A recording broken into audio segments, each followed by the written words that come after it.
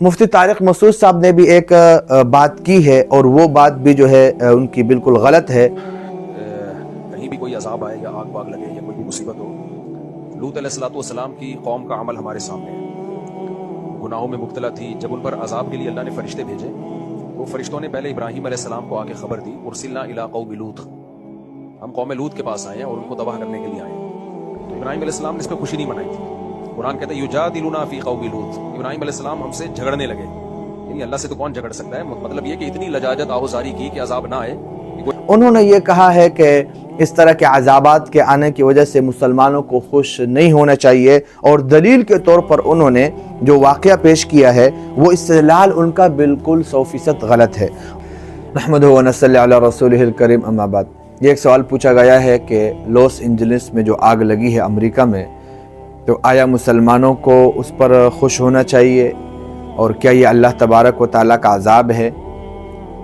जी बिल्कुल, ये अल्लाह तबारक व तआला का अजाब है, और अल्लाह तबारक व तआला कौमों को मोहलत भी देते हैं और डील भी देते हैं। जिस तरह के बड़े बड़े फ़िरऔनों को मोहलत दी, नमरूदों को मोहलत दी, कारूनों को मोहलत दी, लेकिन एक न एक दिन मेरा रब जो है वो पकड़ते हैं। और कुरान मुक़द्दस में आता है इन्न बत्श रब्बिक लशदीद, तेरी रब की पकड़ बहुत सख्त है, उसके यहाँ देर है अंधेर नहीं, उसके यहाँ देर है अंधेर नहीं, उसकी लाठी बेआवाज़ है, जब वो पकड़ता है तो अगला और पिछला सब एक कर देता है। तो इस तरह के लोगों ने, ये जो अमेरिका है, अमेरिका ने तकरीबन 6 महीने में 7 महीने में इसराइल की इमदाद की $50 अरब इसराइल की इमदाद की, ताकि ये गज़ा के मुसलमानों पर बम बरसा सके और मुसलमानों को तबाह व बर्बाद कर सके। और ये 7-8 महीने से अमेरिका तमाशाई बनकर देखता रहा और मज़े उड़ाता रहा, यहाँ तक कि इस इलाके के लोग, लॉस एंजलिस के लोगों ने भी खूब जो है दाद दी इसराइल को और खूब खुशियाँ मनाई कि ये जो है ये बहुत ही अच्छा हो रहा है, ताकि इन मुसलमानों को तबाह व बर्बाद कर दिया जाए। आपने दूसरे के घर को उजड़ते देखकर आपने खुशियाँ मनाई, और आपने ये देखा कि हम जो जुल्म कर रहे हैं कोई हमें रोकने वाला नहीं है, क्योंकि अमेरिका ये समझता है कि मैं सुपर पावर हूँ। लेकिन हम कहते हैं कि एक पावर और एक ताकत, वो सुप्रीम पावर है, वो अल्लाह तबारक व तआला की ज़ात है, और उसकी कुदरत और ताकत की कोई इंतहा नहीं है।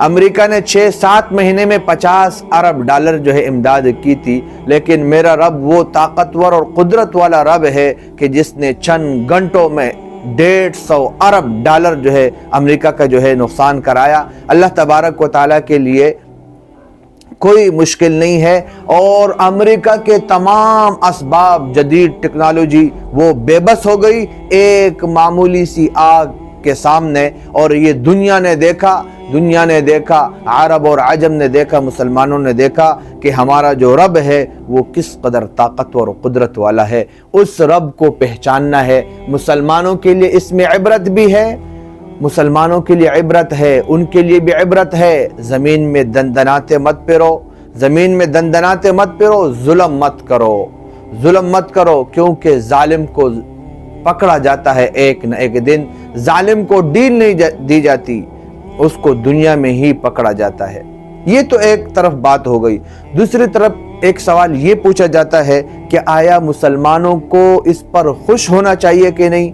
बाद लोगों ने इस पर तरह तरह की बातें की, आप जैसे कमेंट्स में पढ़ें कि ये जो है इस्लाम का लुबादा नहीं है और मुसलमानों को इस पर खुश नहीं होना चाहिए, यानी कि गैर मुस्लिमों से हमदर्दी जतलाना।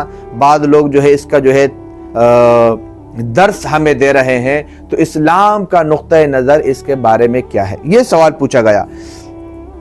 हम ये कहते हैं कि इस पर मुसलमानों को खुश होना चाहिए, और इसमें जो है कोई इस तरह की बात नहीं है। कुरान मुक़द्दस से जो है आप देखें, कुरान मुक़द्दस में अल्लाह तबारक व तआला जिक्र करते हैं अहले ईमान के हवाले से, या अय्युहल्लज़ीना आमनू ज़कुरू निअमतल्लाहि अलैकुम, ए ईमान वालो याद करो अल्लाह तबारक व तआला की उस नियामत को तुम पर, इज़ जाअतकुम जुनूदुन, जब लश्कर तुम पर चढ़ आए और बड़े बड़े लश्कर थे, हमने क्या किया, फ़अरसलना अलैहिम रिहन, तो हमने उन पर तेज़ और तुंद हवा भेजी, जिस हवा ने उनकी ईंट से ईंट बजा दी, उनके खेमे उड़ गए और वो भागने पर मजबूर हो गए, वो लाचार और बेबस हो गए। اللہ تبارک و تعالیٰ فرماتے ہیں اس قوم، یعنی کہ یہ غزوہ احزاب کی طرف اشارہ ہے کہ ان مشرکین جو بڑے بڑے قبائل کو لے کر آئے تھے اور انہوں نے یہ عزم اور ارادہ کیا تھا کہ مدینہ میں مسلمانوں کو اینٹ سے اینٹ بجائیں گے، لیکن اللہ تبارک و تعالیٰ کی مدد جب آئی،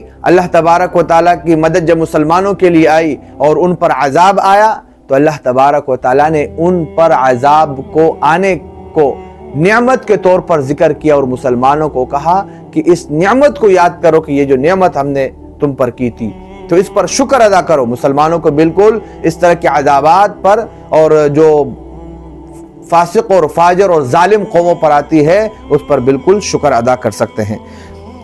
اس باب میں حدیث بھی ہے، ابو قتادہ رضی اللہ تعالیٰ عنہ بیان کرتے ہیں کہ اللہ کے رسول صلی اللہ علیہ وسلم کے پاس سے جنازہ گزرا، اللہ کے رسول صلی اللہ علیہ وسلم نے فرمایا اس نے آرام پا لیا یا لوگوں نے اس سے آرام پا لیا۔ صحابہ نے عرض کیا کس نے آرام پایا اور کس سے آرام پایا؟ آپ نے فرمایا مومن شخص دنیا کی رنج اور تکلیف سے آرام پاتا ہے، بدکار شخص سے لوگ، شہر، درخت اور جانور آرام پاتے ہیں۔ بخاری اور مسلم کی روایت ہے، یعنی کہ بدکار شخص، ظالم اور جابر شخص کی وجہ سے رب کی رحمتیں رک جاتی ہے، رب کی رحمتیں اس کی وجہ سے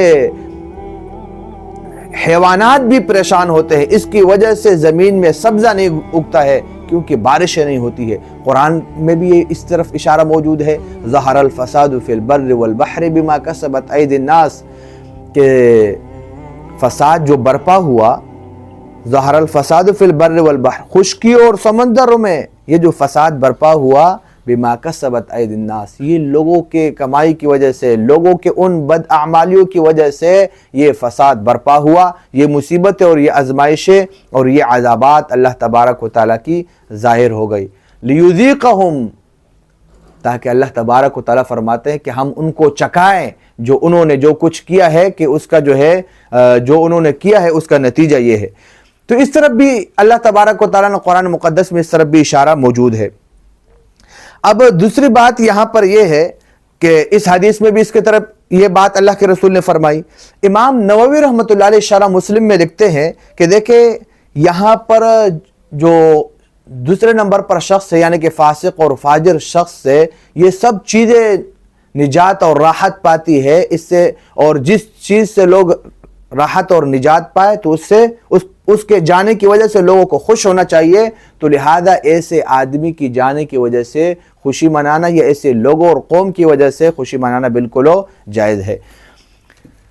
عمل صحابی کو آپ دیکھیں، سیدنا علی رضی اللہ تعالی عنہ کا عمل ہے، ایک خارجی شخص جس کا نام جو ہے المخدج تھا، اور اس کے قتل ہونے پر جو حضرت علی رضی اللہ تعالی عنہ کا بہت بڑا دشمن تھا، اس کے قتل ہونے پر سید علی رضی اللہ تعالی عنہ نے اللہ تعالیٰ کا شکر ادا کرتے ہوئے سجدہ شکر کیا کہ اس کے مردار ہونے پر۔ اس سے پتہ چلا کہ ایسے فاسق اور فاجر اور ظالم اور جابر لوگوں کی جانے کی وجہ سے، ان پر مصیبت اور آزمائش آنے کی وجہ سے بالکل خوش ہونا چاہیے۔ امام احمد بن حنبل رحمۃ اللہ علیہ سے پوچھا گیا، کیا یعنی کچھ لوگ تھے جو فاسق اور فاجر تھے اور طرح طرح کی اس میں مبتلا تھے، ابن ابی داود کے جو ساتھی ہے ان پر جو آزمائشیں آتی ہے اور جو آ رہی ہے، کیا مسلمانوں کو اس پر خوش ہونا چاہیے؟ تو امام احمد بن حنبل رحمۃ اللہ نے فرمایا، کون ہے وہ شخص جو ایسے لوگوں پر آزمائشوں کی آنے کی وجہ سے خوش نہ ہو؟ ہم تو یہ چاہتے ہیں کہ ایسے لوگ دنیا سے چلے جائے تاکہ ان سے تمام انسانیت راحت پائے، یہاں تک کہ حیوانات راحت پائے، یہاں تک کہ زمین جو ہے ایسے لوگوں کی مصیبت سے اور شر سے راحت پائے۔ تو لہذا اس طرح کے جو ہے اس پر بالکل مسلمان خوشی منا سکتے ہیں، اس میں کوئی حرج نہیں ہے۔ یہاں پر مفتی طارق مسعود صاحب نے بھی ایک بات کی ہے، اور وہ بات بھی جو ہے ان کی بالکل غلط ہے۔ انہوں نے یہ کہا ہے کہ اس طرح کے عذابات کے آنے کی وجہ سے مسلمانوں کو خوش نہیں ہونا چاہیے، اور دلیل کے طور پر انہوں نے جو واقعہ پیش کیا ہے وہ استدلال ان کا بالکل 100% غلط ہے۔ انہوں نے سورۃ ہود میں قوم لوط کا تذکرہ ہے اور اس کو جو ہے استدلال کے طور پر پیش کیا جب فرشتے آئے سیدنا ابراہیم علیہ السلام کے پاس اور اس کے بعد انہوں نے خوشخبری دی اور اس کے بعد انہوں نے کہا کہ ہم قوم لوط کی طرف جا رہے ہیں، اس کی طرف ہم بھیجے گئے، ان کو عذاب دینا چاہتے ہیں، تو ابراہیم علیہ السلام نے فرشتوں کے ساتھ مکالمہ کیا۔ اس کا ذکر قرآن میں ہے، فَلَمَّا ذَهَبَ عَنْ إِبْرَاهِيمَ الرَّوْعُ وَجَاءَتْهُ الْبُشْرَى يُجَادِلُنَا فِي قَوْمِ لُوط۔ ابراہیم علیہ السلام قوم لوط کے بارے میں ہم سے جھگڑنے لگے۔ فرشتوں نے کیا کہا؟ فرشتوں نے کہا کہ اِنَّا مُهْلِكُ أَهْلِ هَذِهِ الْقَرْيَةِ، ہم اس بستی والوں کو ہلاک کرنا چاہتے ہیں۔ تو ابراہیم علیہ السلام نے پوچھا کیا آیا تم ایسے بستی کو ہلاک کرتے ہو جس میں 300 مومن اور مسلمان موجود ہو؟ فرشتوں نے کہا نہیں۔ پھر پوچھا 200 موجود ہو؟ فرشتوں نے کہا نہیں۔ پھر پوچھا 40 موجود ہو؟ فرشتوں نے کہا نہیں۔ پھر پوچھا کہ 30 موجود ہو؟ یہاں تک کہ آتے 5، یہاں تک کہ پھر ایک پر بات آئی، کیا تم ایسے بستی کو ہلاک کرو گے جس میں ایک مومن اور مسلمان موجود ہو؟ فرشتوں نے کہا ہم ایسے بستی کو ہلاک نہیں کریں گے۔ تو تب ابراہیم علیہ السلام نے کہا فقال ابراہیم علیہ السلام عند ذلك ان فیہا لوطا، بھئی اگر جب آپ کی بات یہ ہے کہ آپ ہلاک نہیں کرو گے تو اس بستی میں تو لوط علیہ السلام موجود ہے اور وہ تو معصوم ہے، وہ تو گناہگار نہیں ہے کہ وہ بھی ساتھ میں ہلاک ہو۔ تو فرشتوں نے کہا آپ اس سے جو ہے پریشان نہ ہو۔ کیوں؟ فرشتوں نے کیا جواب دیا؟ قالوا نحن اعلم بمن فيها لننجينه واهله الا امراته۔